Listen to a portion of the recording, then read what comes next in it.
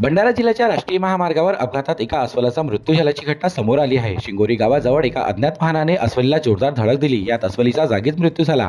याची माहिती वन विभागाच्या पथकाला मिळताच पथकाने घटनास्थळी धाव घेत मृत अस्वलीला गडेगाव डेपोत घेऊन जात तिच्यावर संविच्छेदन करून अंतिम संस्कार केले। तर दुसरीकडे वन्यजीव प्रेमींनी निराशा व्यक्त करत राष्ट्रीय महामार्गाच्या दोन्ही बाजूला जाळे लावून वन्यजीवांना सुरक्षित करण्याची मागणी केली आहे।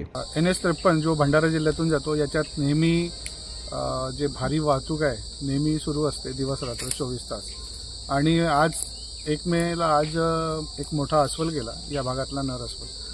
पण आम्ही नेहमीच बघितलं आहे की साकोली म्हणा किंवा देवरीपासून भंडारापर्यंत हा जो वन्यजीव असलेला जो क्षेत्र आहे याच्यात कधी बिबट तर कधी अस्वली कधी इतर जनावरांचा जीव जातो।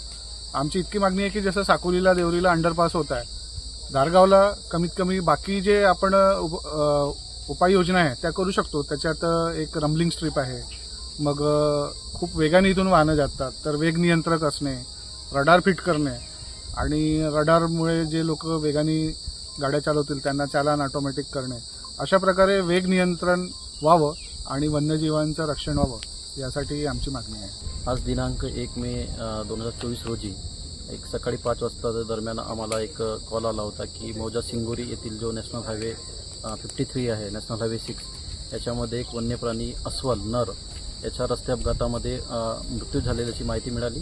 त्यावेळेस तात्काळ आमची वन अधिकारी आणि वन कर्मचाऱ्यांची जी टीम आहे ते मोक्कास्थळी हजर झाली आणि त्यांनी मृत शरीराला गडेगाव वनागार इथे हलवण्यात आलं आणि त्यानंतर NTCAच्या मार्गदर्शक सूचनेनुसार या ठिकाणी पशुवैद्यकीय अधिकारी यांच्या चमूद्वारे मृत अस्वल नर याचे संविच्छेदन करण्यात आलं आणि संविच्छेदन दरम्यान डॉक्टर निपाने पशुवैद्यकीय अधिकारी कुडसावडी त्यांनी जे प्राथमिक निष्कर्ष दिलेला आहे त्याच्यामध्ये मृत नर जे आहे अस्वल त्याचे मृत्यू हे रस्ते अपघातात झाल्याचे निष्कर्ष दिलेले आहे।